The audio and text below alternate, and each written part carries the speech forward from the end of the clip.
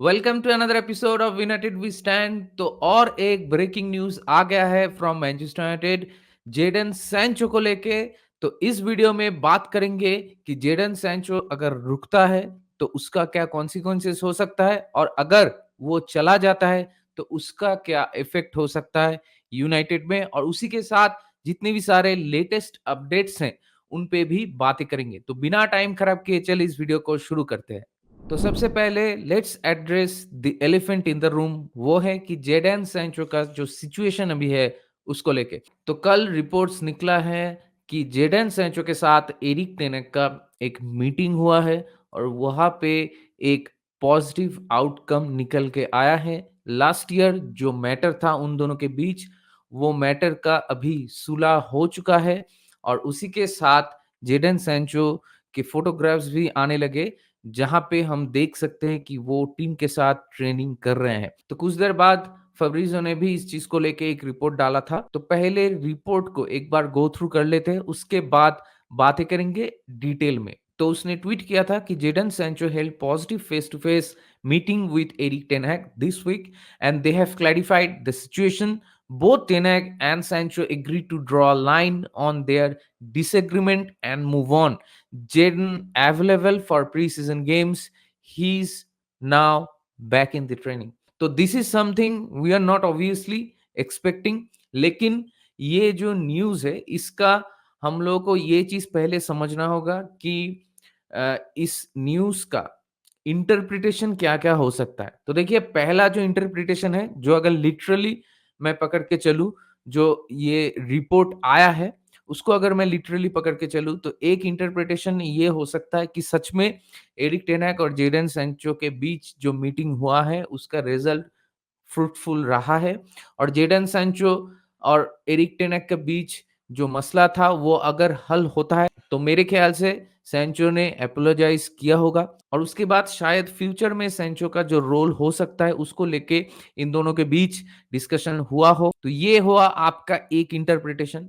दूसरा इंटरप्रिटेशन ये हो सकता है कि मैनचेस्टर यूनाइटेड बोर्ड को मालूम है कि उनके पास सफिशिएंट फंड्स नहीं है इस ट्रांसफर विंडो में to go and buy a decent right winger और इन जनरल अ विंगर। तो उसके लिए वो लोग शायद जब देख रहे हैं कि सामने से सैंचो के लिए कोई अच्छा ऑफर नहीं आ रहा है, क्योंकि सैंचो के लिए हम लोग बहुत पैसा खर्च कर चुके हैं और उसी के साथ साथ उसका वेज बिल भी बहुत हाई है।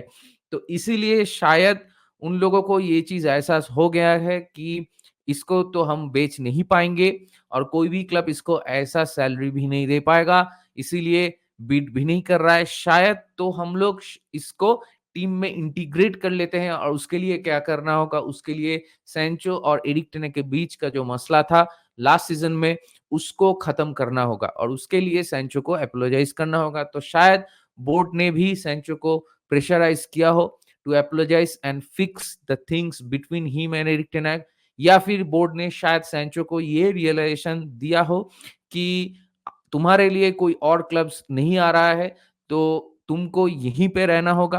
और सैंचो का भी अगर मैं कहूं तो शायद उसका भी ये रियलाइजेशन हुआ है कि अगर कोई दूसरा क्लब आता भी है टू बाय हिम तो वहां पे तो उसको ऐसे वेजेस नहीं मिलेगा जो मैनचेस्टर यूनाइटेड में मिल रहा है। तो शायद उसका आप कह सकते हो कि मन परिवर्तन हो गया है, वो अभी कमिटमेंट शो करना चाहता है, या फिर उसके पास कोई दूसरा ऑप्शन बचा ही नहीं तो इसलिए वो शायद अपना ईगो को साइड में रख के अपोलोजाइज करके चीजें सही करना चाहता है। ये भी एक इंटरप्रिटेशन हो सकता है। और एक इंटरप्रिटेशन है इस चीज का, मुझे लगता है वो भी हो सकता है, वो कि Manchester United board and Erik ten Hag had a meeting regarding Jadon Sancho और वो लोग इस चीज में एग्री किए हैं कि अभी फॉर द टाइम बिंग कोई नहीं आ रहा है बिड करने के लिए जेडन सैंचो के लिए, क्योंकि सबको लग ही रहा है शायद जेडन सैंचो की वर्थ उतना नहीं हो। फ्यूचर में उसको अगर आप खरीद भी लेते हो तो शायद वो रिटर्न ना दे जो आप एक्सपेक्ट करते हो। तो इसीलिए मेरे ख्याल से ये भी एक सिनेरियो हो सकता है कि दुनिया के सामने मैनचेस्टर यूनाइटेड दिखाना चाहता है कि जेडन सैंचो के साथ एरिक टेन हैग का जो बवाल था, जो मसला था, वो हल हो चुका है उसका। और हम लोग we are willing to work with Jadon Sancho in our club, इसीलिए उसको प्री सीजन में भी इंक्लूड कर लिए हैं ताकि प्री सीजन में वो अगर थोड़ा बहुत सही खेल जाए, देन यू नेवर नो, शायद हम लोग एक डिसेंट सी ऑफर मिल जाए कोई भी क्लब से जेडन सैंचो के लिए। तो उसको बेचने का भी ये एक तरीका हो सकता है कि दुनिया के सामने दिखाओ कि yes, Jadon Sancho matters to us, क्योंकि वो भी इस टीम के एक इंटीग्रल पार्ट हैं और इसीलिए हम लोग उसको प्री सीजन में इन्वॉल्व कर रहे हैं। और प्री सीजन में अगर वो खुदा का वास्ता अच्छा खेल जाता है, तो शायद उसके लिए कोई आ जाए सामने से उसको खरीदने के लिए। तो ये भी एक इंटरप्रिटेशन हो सकता है। तो जितने भी सारे पॉसिबिलिटीज़ थे, उस पे तो मैंने बात कर लिया।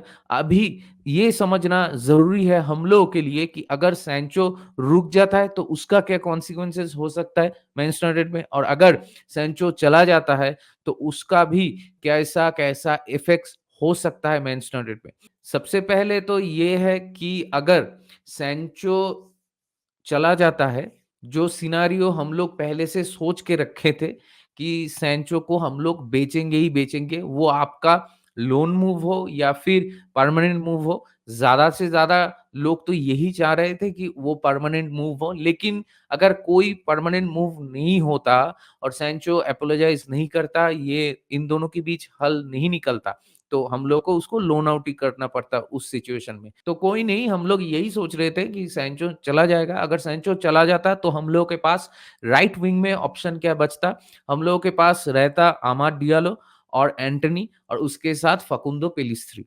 और दूसरी तरफ लेफ्ट विंग का तो हम लोगों के पास अभी हम लोग को मालूम ही है कि मार्कस राशफोर्ड को हम लोग इस विंडो में नहीं बेचेंगे और कोई आएगा भी नहीं, क्योंकि मार्कस राशफोर्ड को बेचने के लिए हम लोग जो पैसा मांगेंगे वो कोई देगा नहीं। तो इसीलिए वो तो रह जाएगा इस टीम में।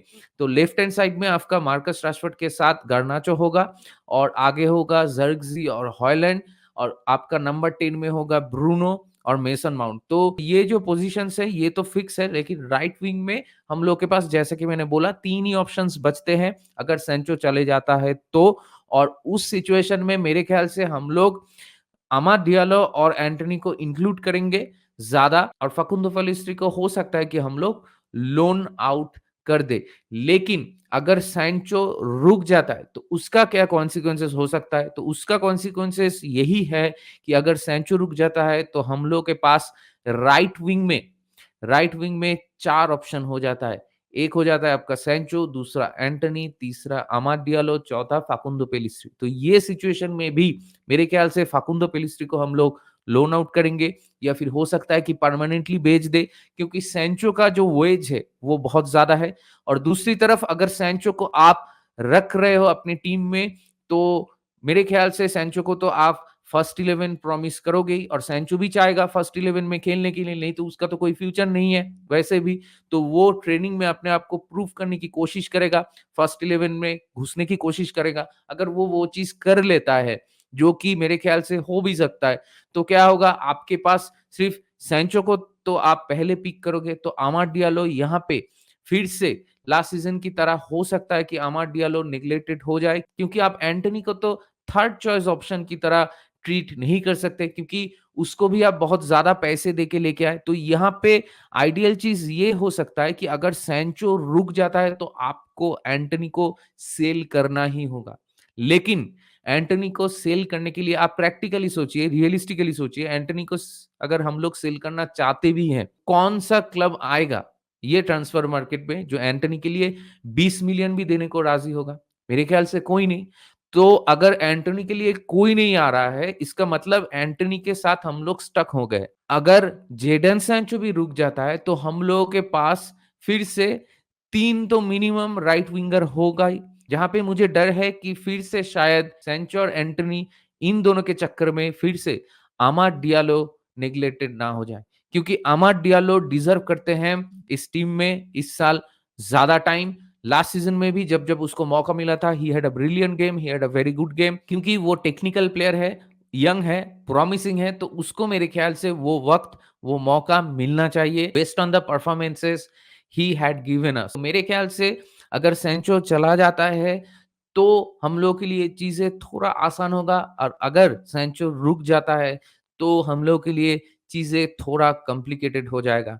तो होने को तो कुछ भी हो सकता है, अभी भी बहुत टाइम बाकी है ट्रांसफर विंडो रैप अप होने में, और प्री सीजन के बाद शायद ये चीज भी हम लोग को देखने को मिल सकता है कि हम लोग सैंचो के लिए कोई डिसेंट सा ऑफर आ गया और हम लोग सैंचो को लेट गो कर दिए। तो देखिए मेरा पॉइंट तो यही है बस कि जितने भी सारे रिपोर्ट्स आ रहे हैं या फिर जो न्यूज़ आप देख रहे हो उस पे मतलब आप एकदम से रिलाई करके उसको ही पकड़ के मत चलो। ऐसा रिपोर्ट आया है तो इसका मतलब यही होगा कि जेडन सैंचो 100% रुक जाएगा। ऐसा नहीं है, अभी भी बहुत कुछ हो सकता है। तो प्री सीजन खत्म होने के बाद ही शायद हम लोग को मालूम होगा, हम लोग को ये चीज़ देखने को मिलेगा कि एग्ज़ैक्टली क्या होगा सैंचो के फ्यूचर में।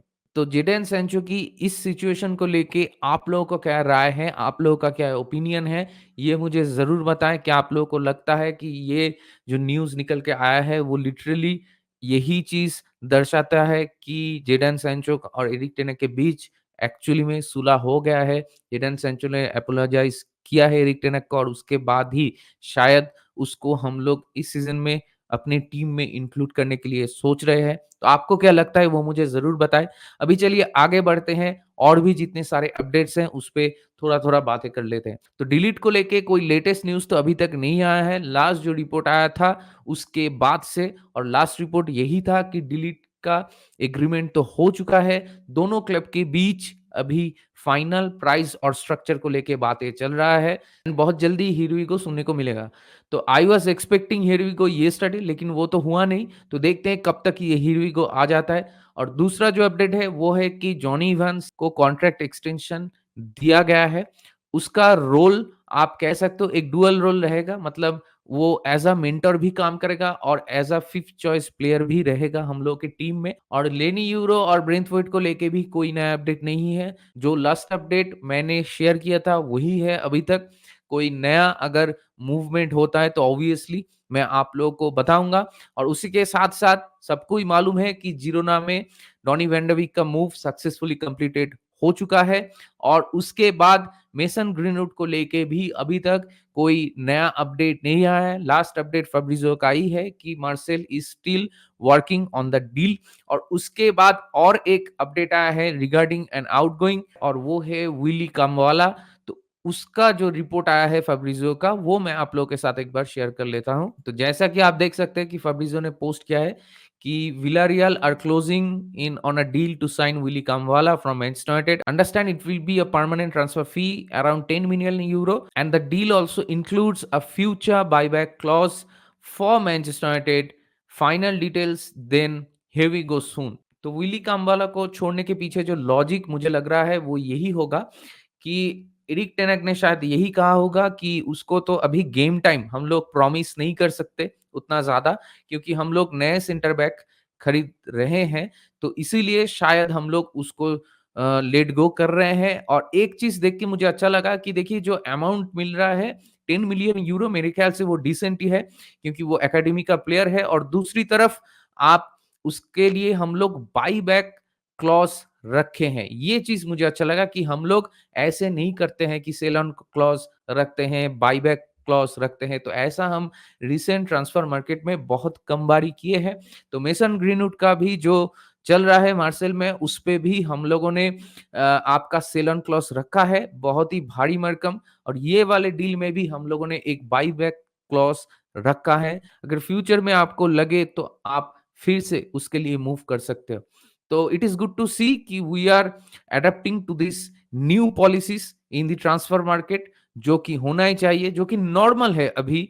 लेकिन as you know all know कि हम लोग ऐसे नॉर्मल से क्लब की तरह बिहेव नहीं करते थे ट्रांसफर मार्केट में, तो इसीलिए ये सारी चीज़ देख के थोड़ा ओवरवेल्म्ड हो जाते हैं हम लोग। ये सारी चीज़ों को छोड़ के और कोई मेजर अपडेट नहीं है। हाँ, एक कुछ रिपोर्ट्स आ रहे हैं कि इवान टोनी के लिए भी हम लोग जा सकते हैं। तो मुझे ये समझ में नहीं आ रहा कि हम लोग के पास फंड्स कहाँ से आएगा। तो that luxury we do not have. और इवान टोनी को अगर हम लोग टीम में इंक्लूड करेंगे, खरीदना चाहेंगे तो it will be a luxury. तो वो चीज़ तभी होगा जब आप जितनी भी सारे आउटगोइंग्स सोच रहे हो, वो सारा आउटगोइंग्स अगर हो जाता है तभी ये डील हो पाएगा, नहीं तो मेरे ख्याल से we do not have any money to buy a third striker. तो देखते हैं क्या होता है। तो जितने भी सारे टॉपिक पे मैंने बात किया अभी इस वीडियो में, अगर किसी भी टॉपिक में कोई भी चीज़ को लेके आपको कुछ कहना है, आपको कुछ शेयर करना है, आपका कोई ओपिनियन है, आपका कोई राय है, तो वो मुझे ज़रूर बताएँ कमेंट सेक्शन में कमेंट करके। और इसी के साथ इस वीडियो को यहीं पे रैप अप करते हैं। अगर ये वीडियो आप लोगों को पसंद आया और आप मेरे चैनल में नए हो, तो प्लीज़ मेरे चैनल को सब्सक्राइब कीजिए, इस वीडियो को लाइक कीजिए और शेयर कीजिए अपने जितने भी सारे दोस्त हैं जो यूनाइटेड फैन्स हैं उनके साथ। तो बहुत जल्दी मिलेंगे आप लोगों के साथ, तब तक take care, goodbye, glory glory Manchester United and United We stand.